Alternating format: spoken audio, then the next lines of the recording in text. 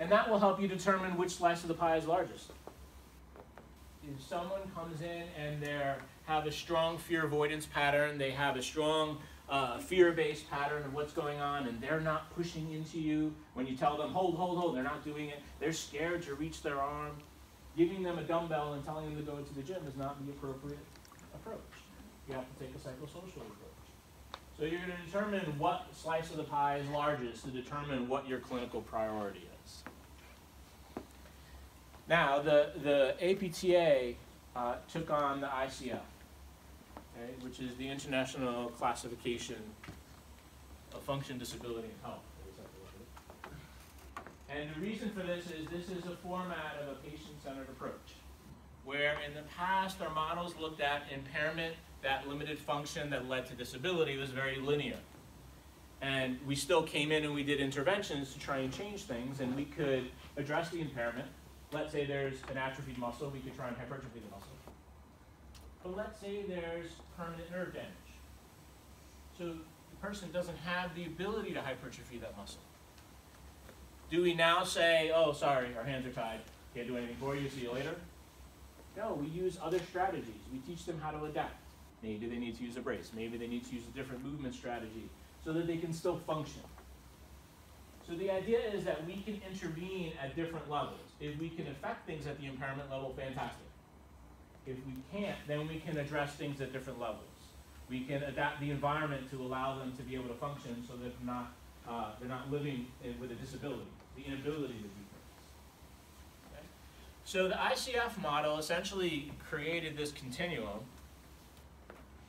no laser, this interactive continuum where we say, yes, pathology can limit your activity. However, what you'll see is if you limit your activity, you can actually induce pathology. Excessive stress shielding, staying in bed, living as a couch potato, can weaken your tendons.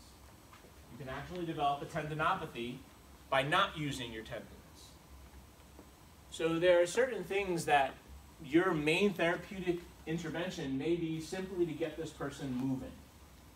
And by getting them moving, you change their cardiovascular health, you change their bone structure, you change their tendon health. So this system shows the interaction amongst them. And this is a big part of your universal slide because what it does is it helps you to create the patient's clinical priority. It helps to create the patient's meaningful task. We can find movement dysfunctions and limitations in absolutely everyone. But the one you want to target is the one that's going to affect the patient's goal. So if a patient can't walk stairs, and you say, oh, there's definitely something we can do to target that, but the patient's goal is to sit longer at work, and they're in therapy for 2 months, and they now can walk stairs, but they can't sit at work, you missed the target, you missed the mark. Okay? You have failed. So what you will do is you will determine what their participation limitation is based on their information, their intake.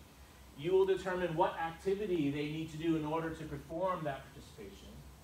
And you will zone in further to figure out which body part or which category do we target in order to change the activity that can ultimately change their participation. Okay. That's pretty much that. This is your book's example of the patient-centered approach that many things play into function. So we'll talk a little bit about some of the definitions in a moment. So this slide was actually meant to be the discussion of pathology versus movement. We jumped ahead a little bit. So this slide, that's fine, that's fine. This slide talks about, we basically will pick interventions or exercises based on the clinical priority. If someone comes in with an acute herniated disc, an acute inflammatory disc, where they present with the shift pattern, they cannot extend without pain, they're getting radicular symptoms, that's not the time to make them do planks and have them do Saarman stabilization exercises. Instead, what you want to do is pick the intervention that addresses their pathology. So you may do an extension protocol, you may pull tools out of the McKenzie box and try and figure out how to help the anatomy heal. when people come in and you feel that they're stable and you are able to target their movement, you can pick exercises based on the differential, and that's basically what we'll be focused on in this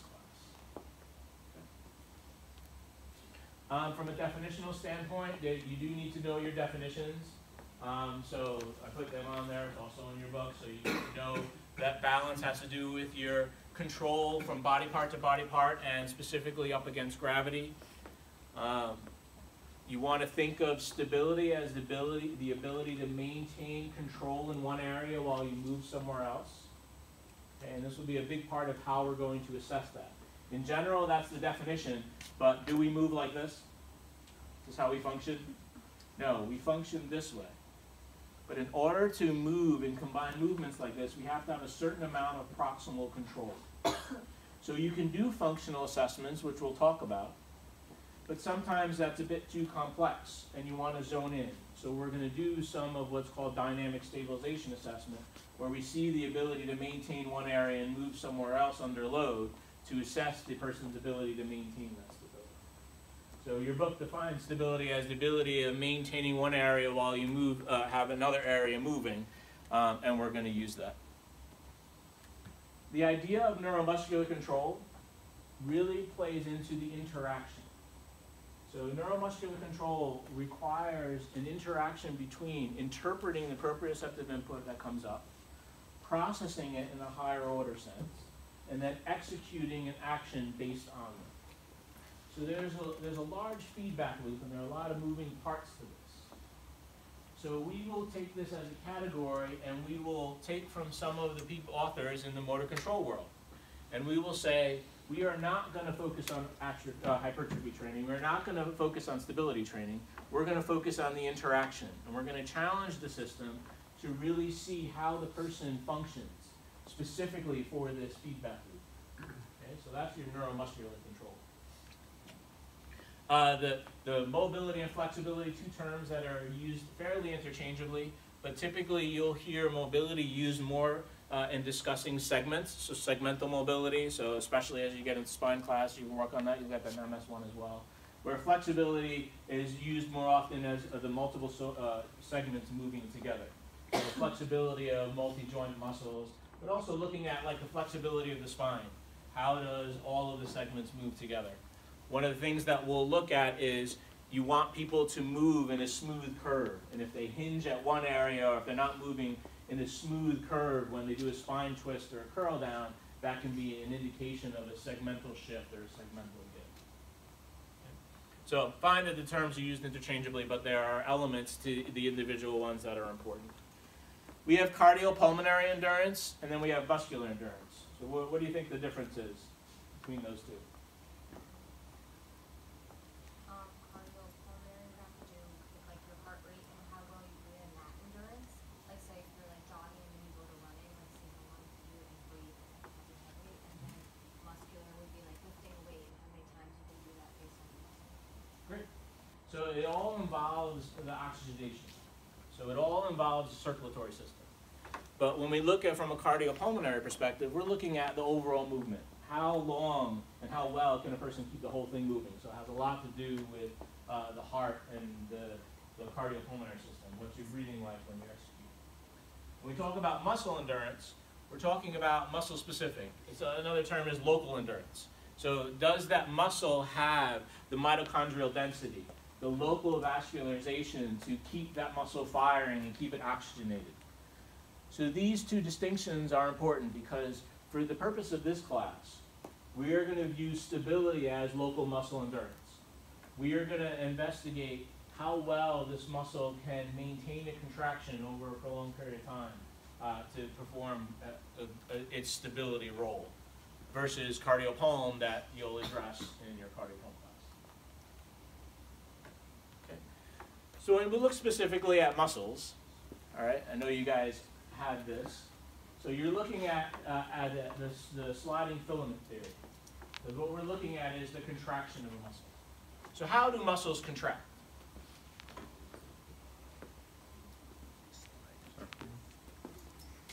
They use the sarcomeres. Yes. The overlapping of actin and myosin and across bridges that kind of all act together.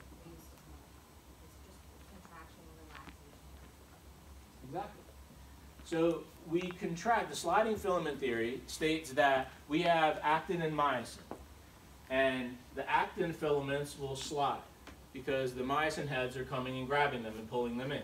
So this would be a lengthened muscle at rest. And when it contracts, the myosin heads grab and the filaments slide in. When the filaments slide in, the muscle shortens, and that's your contraction. Okay? So in order to achieve this, we're a bit spread out for this example. All right, I need some help. So I need all four of you to come over here. And I'll bring your chairs. We're going to do a straight across row.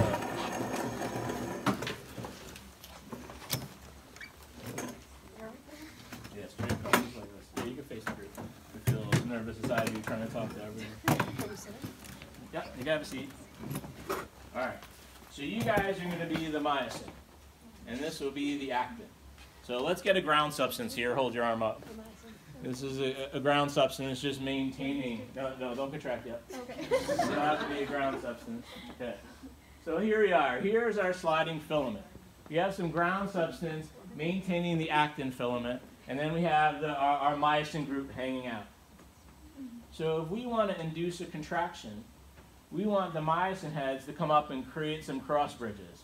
Okay, create some cross bridges and pull in. Okay, and there's your slide. Now, if we want to relax, if I'm pulling, let's say it's anchored there, and I'm pulling on this muscle, and I want it to relax, let go. And then it slides out. So if I pull and the muscle just relaxes, what is that called?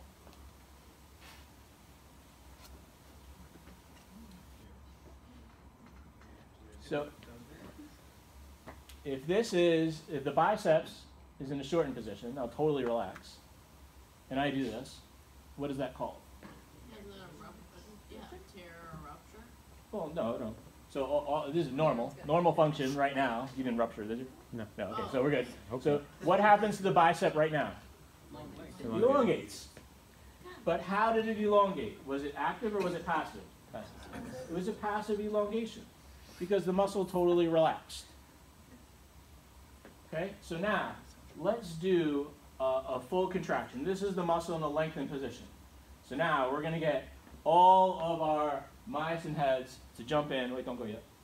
And when you go, you're going to grab, and then you're going to grab, and then you're going to grab. You're going to go right across. All right? You ready? Mm-hmm. All right. And you guys are going to have some myosin heads too. Pull in, pull in, pull in, pull in, pull in. Hold, hold, hold. Stay there. Okay. So now it's slid in.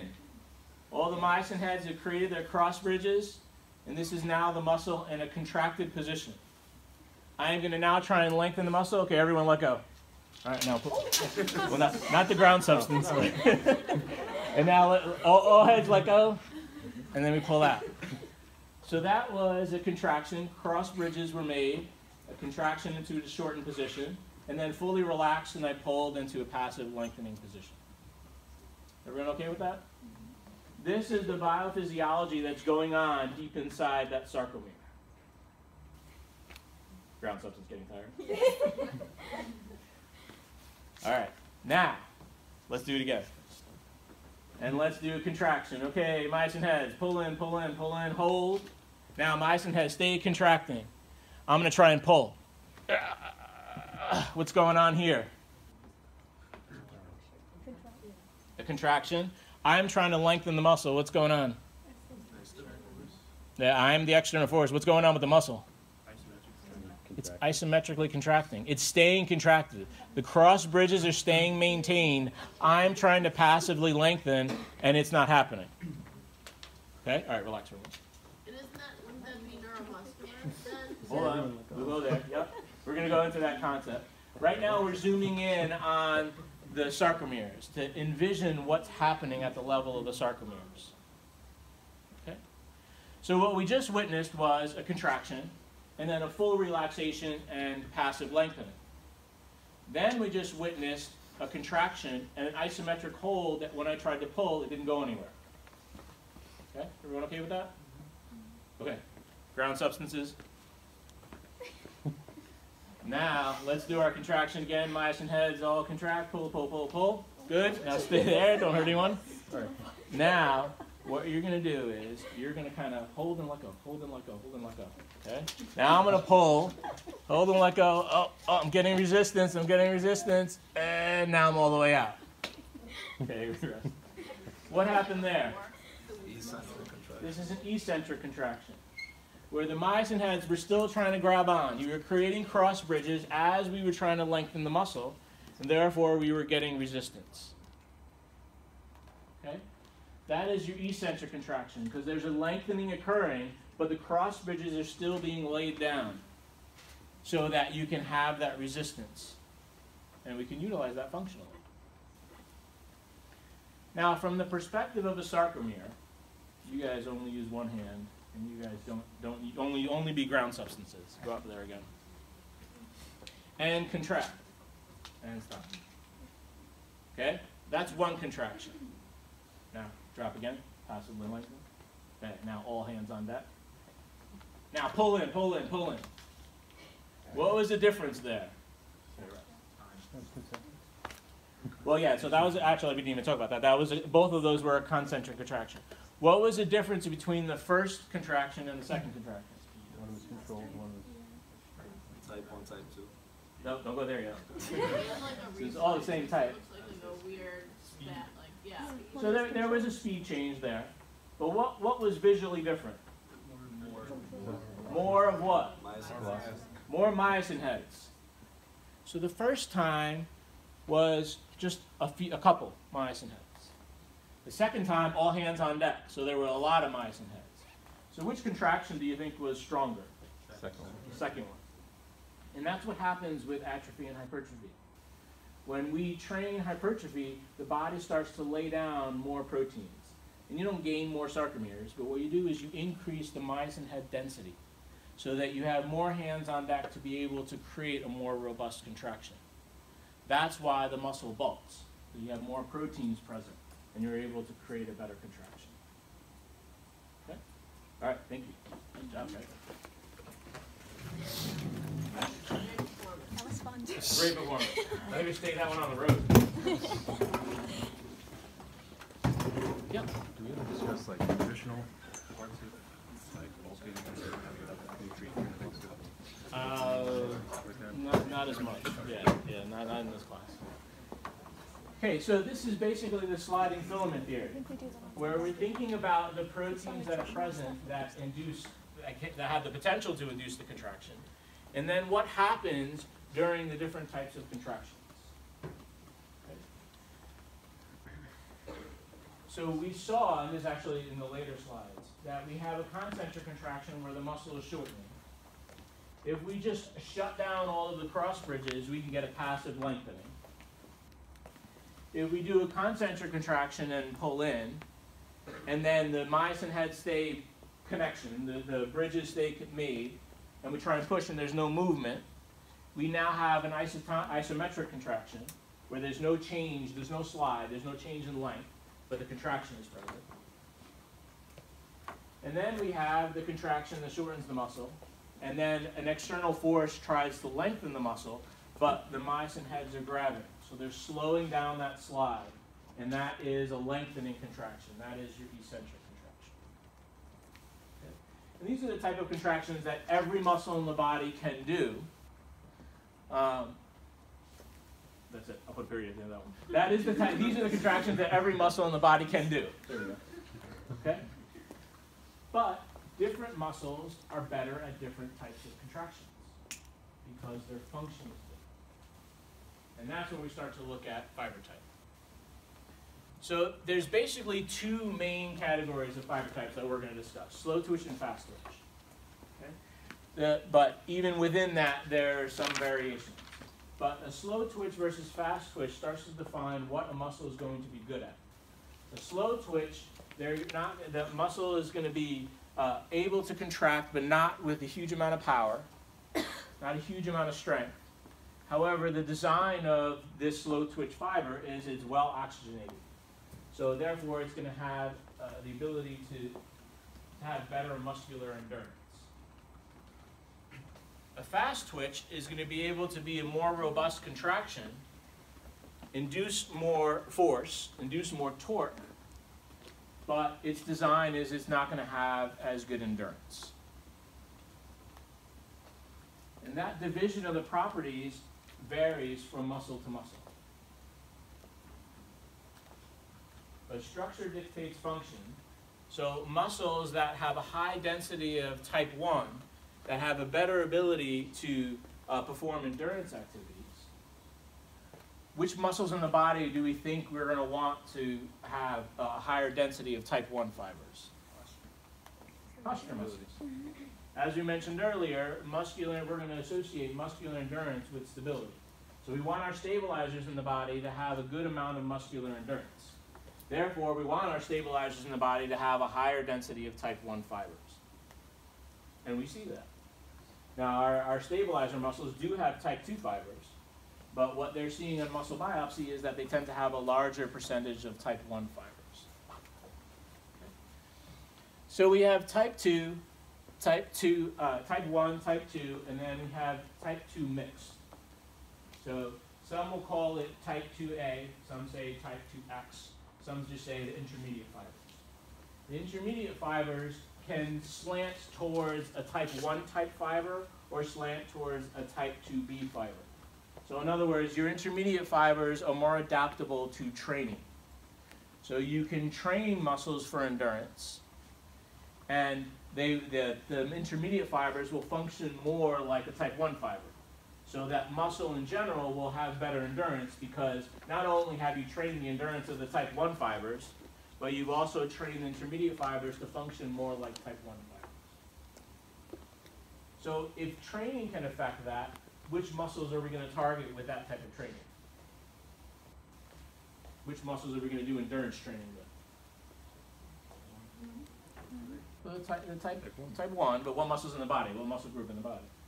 Rotator cuffs. Well, some abs, the stabilization muscles. So we said that the muscles that we want to have the structure that's going to help us for stability, we want them to have a higher density of type 1, so that's good. However, that muscle can also lose some of its endurance ability, so we'll want to target it and train it for endurance. So not only will we improve the endurance ability of the type 1 fibers, but we're going to create some conversion of the intermediate fibers to function like type 1, so that muscle overall has a better ability to perform endurance activities.